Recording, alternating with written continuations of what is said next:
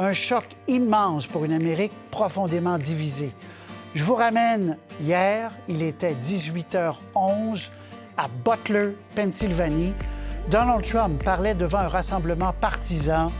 Et puis...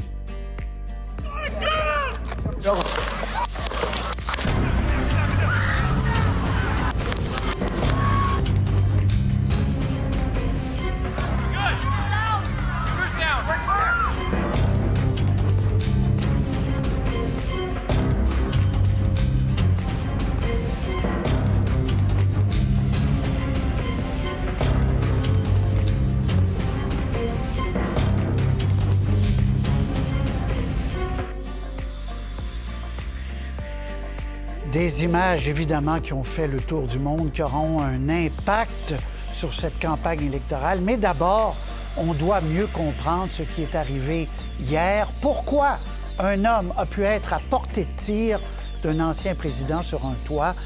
Je vous rappelle, 18h02, il venait de monter sur scène, donc, dans ce rallye à Butler, en Pennsylvanie. 18h11, très exactement, il y a une rafale de balles qui est entendue, au moins 5 coups. 3, 2, la panique qui s'installe. Quelques secondes plus tard, on l'a vu et revu depuis hier, les services secrets sautent sur Donald Trump.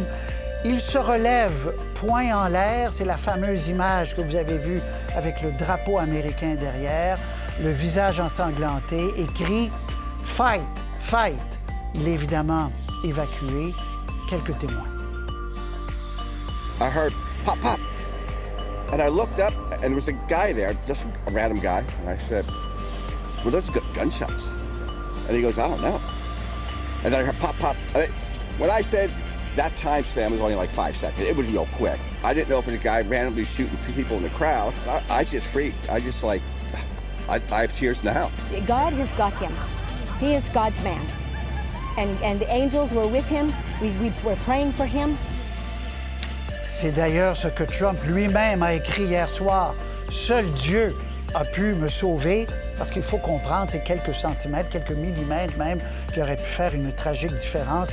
18h14, il quitte l'événement. 18h42, on confirme que Donald Trump a été victime d'une tentative d'assassinat. 18h28, les autorités donc confirment que le tireur Thomas Matthew Crooks, 20 ans, est mort, qu'une personne est morte aussi dans l'assistance, dans la foule, et que 2 autres ont été gravement blessés. Ils sont d'ailleurs maintenant hors de danger. Et en soirée, vous allez voir les images, on a vu Donald Trump sortir de son avion à Newark, au New Jersey, et Azeb Voldegorgis, que je retrouve à Milwaukee, où va avoir lieu cette semaine la convention républicaine. On a dépassé la fiction, la réalité. Il n'y a aucune série dramatique qui pourrait égaler ce genre de séquence. Azeb, bonsoir. Vous attendez à cette convention républicaine M. Trump qui a décidé d'arriver bel et bien ce soir. Voilà, exactement, Patrice. Écoutez, normalement, il devait être célébré comme vainqueur de la nomination comme candidat officiel du Parti républicain, mais là, il sera accueilli en héros, en parlant à beaucoup de gens. Ils affirment qu'il y a eu vraiment une intervention divine, que c'est Dieu qui l'a sauvé. Donc, il est vraiment en train de galvaniser ses partisans. Il a écrit sur son réseau Truth Social qu'il pensait repousser son voyage pour le Wisconsin et pensait le repousser pour 2 jours. Et puis, il a dit finalement non, je ne donnerai pas le dernier mot au tireur, je vais venir comme prévu. Il est attendu ici à 17h30 et je peux vous dire que les gens l'attendent vraiment de pied ferme. Il y a même des leaders religieux qui vont donner des discours. On parle vraiment d'une vraie intervention divine, si vous voulez. Il y a une dame à qui on a parlé un peu plus tôt tout à l'heure qui nous disait, écoutez, maintenant, au début, après le choc, là, on est vraiment en colère. Ça va pousser tout le monde à aller voter. Il va être élu président. Cet attentat va vraiment lui ouvrir les portes de la Maison-Blanche, si vous voulez. Et c'est vraiment comme ça que ses partisans se sentent. Joe Biden a fait une petite conférence de presse un peu plus tôt aujourd'hui où vraiment il fait un appel au calme. Tout comme Donald Trump dans son message sur Truth Social. C'est vrai qu'hier, après avoir échappé à l'attentat, il a dit « fight, fight, fight ». Mais aujourd'hui, il a fait un appel au calme, tout comme Joe Biden. On l'écoute. There's no place in America for this kind of violence or any violence for that matter. An assassination attempt is contrary to everything we stand for as as a nation. We cannot allow this to happen. Unity is the most elusive goal of all, but nothing is important than that right now, unity. We'll debate and we'll disagree. That's not going to change, but we're going to not lose sight, in fact, who we are as Americans. Un appel à Zeb à l'unité qu'on a entendu un peu partout, puis on y reviendra au cours de la prochaine heure, des 2 prochaines heures en fait. Et je vous rappelle que M. Biden doit adresse à la nation à 20 heures ce soir. Donc, on s'attend à un autre appel à l'apaisement, à l'unité. On sera bien sûr là avec vous. Merci. Vous restez avec nous tout au long de l'émission à Zeb. Vous les connaissez évidemment, Raphaël Jacob, Michel C.O.G. Merci d'être là. Petit tour de table, quand je disais... On a connu déjà dans cette campagne condamnation criminelle, un président où on se demande s'il a les facultés de diriger. Ça, c'est déjà beaucoup. Et voici tentative d'assassinat. Michel, difficile d'imaginer plus, là. On ne peut pas imaginer plus. Déjà, c'est difficile à digérer tout ça, pour être franc, parce qu'on n'était pas habitué à autant de développement dans une campagne électorale. Et, comme le disait le sénateur Sanders du Vermont ce matin dans les émissions d'affaires publiques américaines, là, il va falloir que la politique redevienne un peu plate, parce que ça n'a plus de sens, là. C'est rendu trop soutenu, trop fort. Il faut baisser la température. Faut baisser la température. Michel, on l'a en l'extrait de M. Sanders. On écoute tout de suite.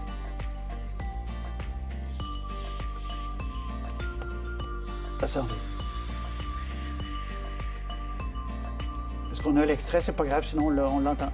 On l'écoute. It's time for all of us to take a deep breath, remember what this country is about and what political campaigns are about. And they're about serious discussions of serious ideas as to how we address these serious problems facing this country. So let's use this moment, if there's any silver lining in this tragedy, it's to figure out how we go forward peacefully, constructively, and intelligently. Est-ce que, Michel, c'est ce que vous entendez de manière majoritaire, cet appel au calme depuis hier soir? Des élites, oui. Des gens ordinaires, probablement pas. Il y a beaucoup de colère dans la population américaine actuellement, des deux côtés. Mais ça a exacerbé la colère du côté républicain, c'est évident, ça ne pouvait pas être autrement, remarqué. Mais il y a beaucoup de colère dans la population et on a passé ça un petit peu sous la table à cause d'autres développements et tout ça. Mais ça risque de devenir la clé de cette élection-là. Raphaël Jacob, parce qu'on entendait depuis hier certains républicains qui ont dit « c'est de votre faute, les démocrates, vous avez diabolisé cet homme ». C'est là que la suite des choses s'annonce vraiment importante, particulièrement pour ce qui est de la réponse publique de M. Trump. Je comprends qu'il a déjà émis des communiqués depuis hier. C'est quand même pas la même chose qu'un discours, qu'une sortie devant ses partisans, et c'est pas compliqué. La Convention nationale de son parti commence demain. Comme candidat investi, on s'attend à ce qu'il prenne la parole jeudi. Donc, il va y avoir immensément de pression d'un côté comme de l'autre, c'est-à-dire la base la plus galvanisée, pour reprendre l'expression de Michel, la plus en colère, qui va s'attendre à ce qu'on blâme les démocrates. De l'autre côté, les gens qui vont s'attendre à un appel au calme de la part de l'ex-président. Quel Donald Trump on va découvrir sur la scène à Milwaukee jeudi soir? C'est une question qui est très, très lourde d'implications. Et on aura l'occasion, on a beaucoup d'invités aux États-Unis, des entrevues à venir dans l'émission, mesdames et messieurs. Mais d'abord, revenons aux faits, avant d'aller sur les conséquences. Elles seront énormes, sûrement, sur la campagne électorale. Comment se fait-il qu'un homme a pu s'approcher à 140 mètres d'un ex-président? M. Biden, Michel, a demandé déjà une enquête indépendante. Oui, et c'est très sérieux comme question. Une des choses dont on ne parlera pas aux États-Unis, c'est le contrôle des armes à feu. Mais il y a quand même quelqu'un qui s'est approché à 140 mètres du président avec un fusil d'assaut qui permettait d'atteindre le président. C'est quand même pas rien. Pourtant, le service secret, et Dieu sait que je les ai connus, ces gens-là, à Washington, vous ne leur en passez pas beaucoup, avaient des magnétomètres, avaient tout ce qu'il fallait pour détecter cette arme à feu-là. Ils ne l'ont pas détectée. Il y a un problème sérieux et, incidemment, au plan politique, qui est responsable du service secret aujourd'hui? C'est le président Biden. Alors, politiquement, ça risque d'être très lourd, ça aussi. Et ça, c'est une question urgente à laquelle les Américains veulent avoir des réponses. Absolument, parce que c'est un échec à plusieurs facettes. Il y a la question du périmètre, c'est-à-dire comment est-ce qu'on pouvait se trouver à l'extérieur du périmètre et en même temps être aussi près d'un ex-président. Exactement, de un. De deux, comment est-ce possible qu'il y avait des gens ordinaires qui étaient là comme simples spectateurs qui, eux, ont vu l'arme, disent avoir vu l'arme et en plus de ça, disent avoir prévenu les autorités qui semblent n'avoir essentiellement soit rien fait ou tout au moins pas agi suffisamment tôt. Donc, ce sont des questions fondamentales qu'on doit poser. Et vous savez, on parle souvent depuis hier de la dernière tentative d'assassinat vraiment prononcée chez les Américains, en sol américain, c'était M. Reagan. Ça fait presque un demi-siècle. C'est pas un hasard, c'est parce que justement ce genre de situation-là n'est jamais censé se produire et elle s'est produite hier. Azeb, un petit mot là-dessus, sur cette enquête qui a été déclenchée, évidemment. C'est une prise énorme pour les services secrets, là, une mauvaise prise pour eux hier.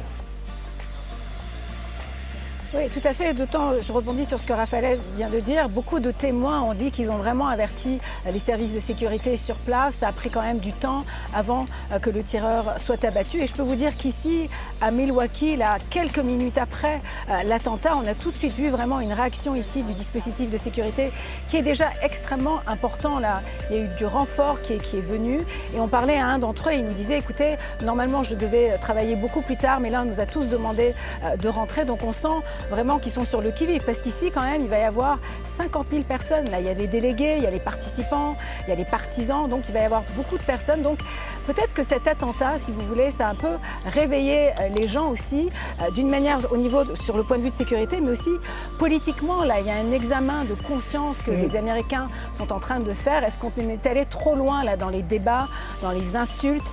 Est-ce qu'il ne faut pas tempérer un peu les ardeurs maintenant? Et c'est un peu un avertissement, là, pour les deux candidats. Bien sûr, merci.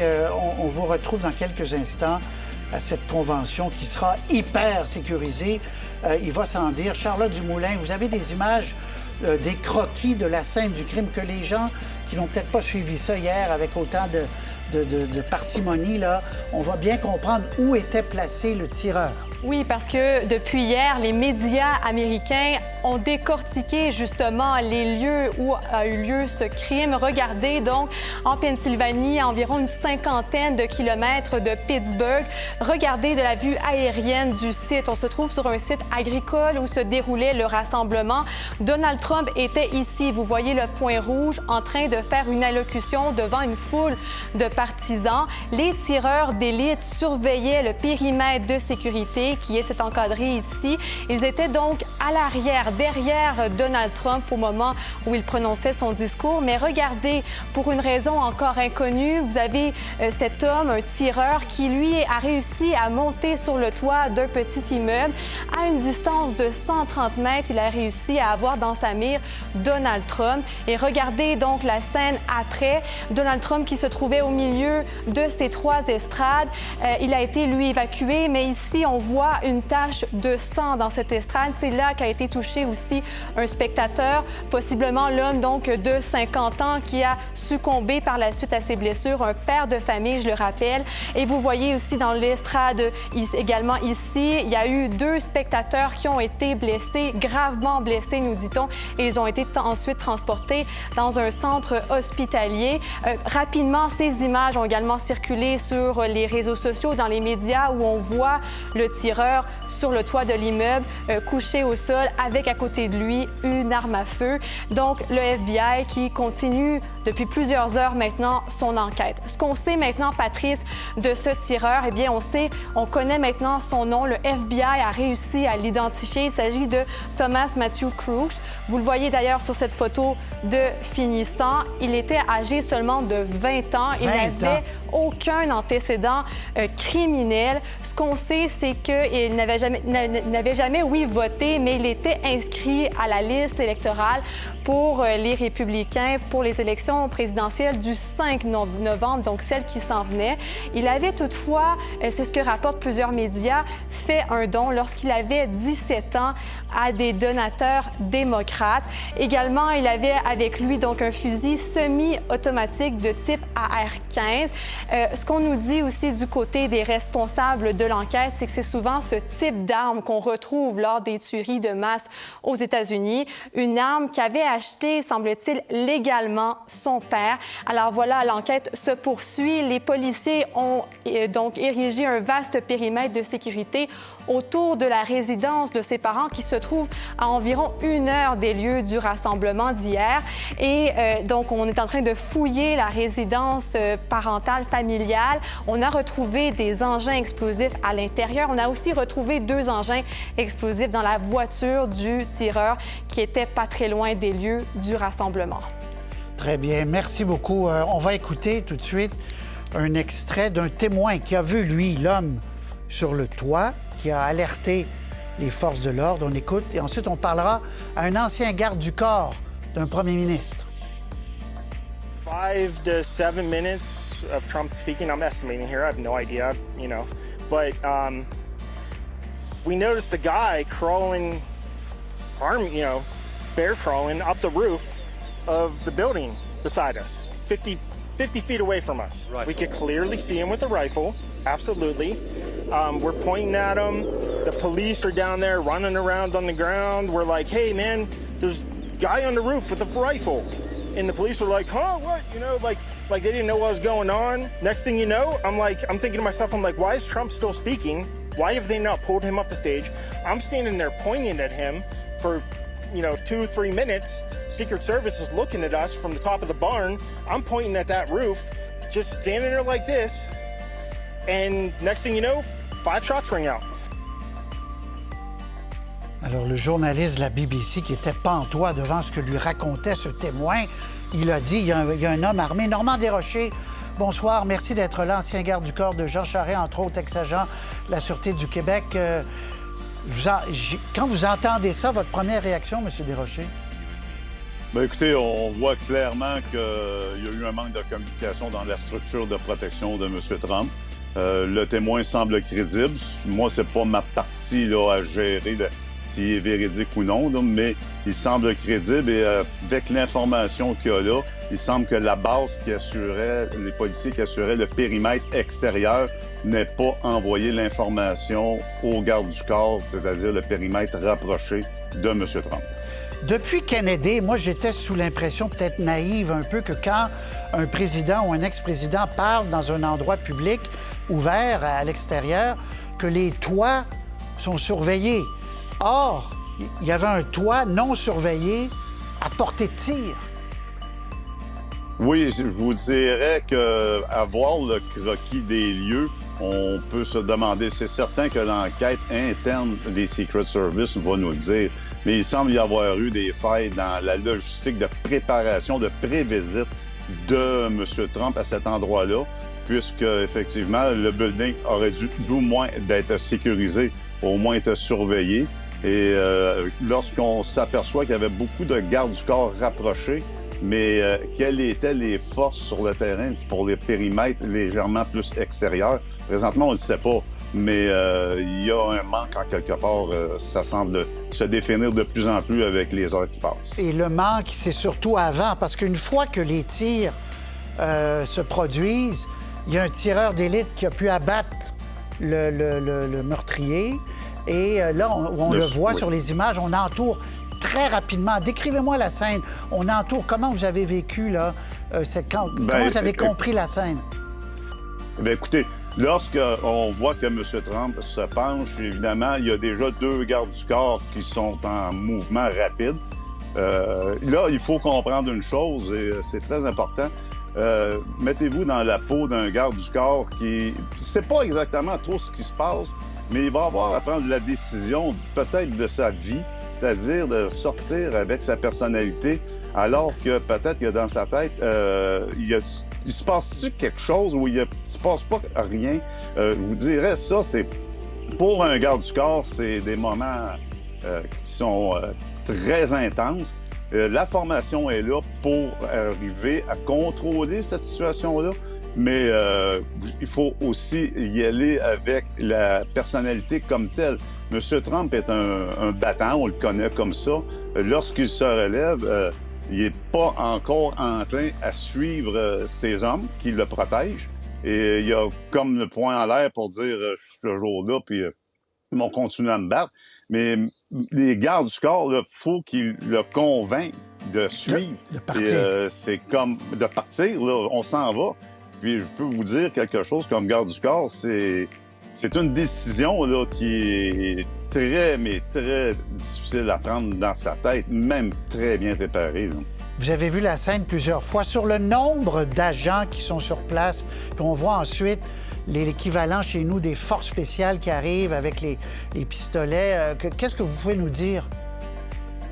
Ben, écoutez, vous avez différents types d'opérations dans ce genre de situation-là, c'est-à-dire vous pouvez avoir des niveaux de sécurité élevés. S'il y a de l'information qui est arrivée via les services de renseignement et de sécurité, on va encore augmenter la sécurité. C'est certain, là, on a affaire à un candidat à la présidentielle.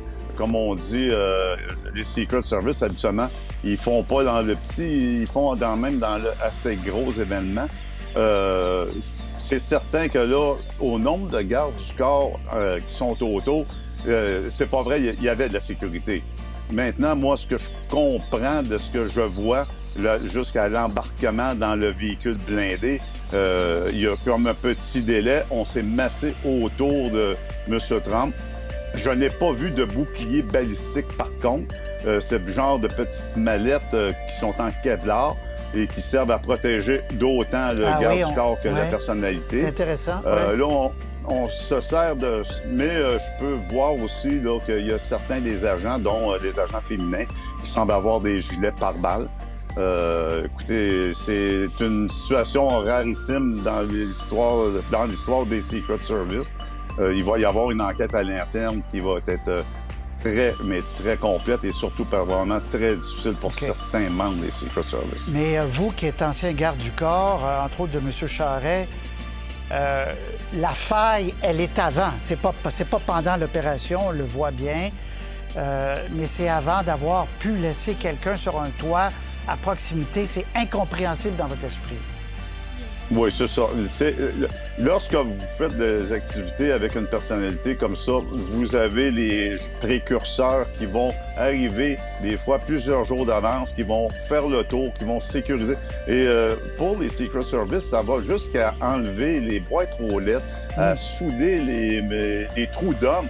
Et c'est vraiment habituellement très restrictif. Là, la pré-visite semble s'être faite d'une façon... qui n'est pas dans les normes qu'on connaît des Secret Service. Réellement, là, ce soir-là, c'est questionnable. Bien, tout à fait. Normand Desrochers, merci de nous avoir parlé. Je rappelle, vous êtes ancien garde du corps de Jean Charest, ex-agent de la Sûreté du Québec. Merci, à très bientôt. Merci beaucoup. Bienvenue.